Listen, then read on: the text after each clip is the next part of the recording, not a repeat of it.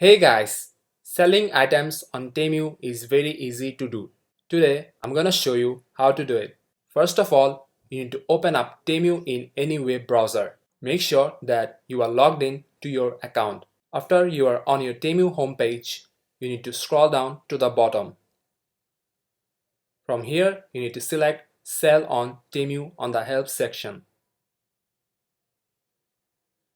Now, what you need to do is read the instructions very carefully because in order to sell on Temu, these instructions are very important. You need to follow the code of conduct on Temu's selling policy, as it is very much important to become a seller on Temu.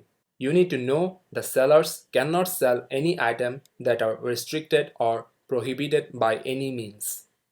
Also, you can see a list of prohibited products by tapping on the option "Please click here." After you are done going through the process of how to sell on Temu, you will see an option that says "For sellers."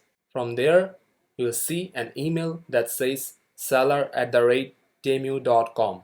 You need to email on this and give out what you want to sell, why you want to sell, what is your business address, your logistics info, and your merchant info.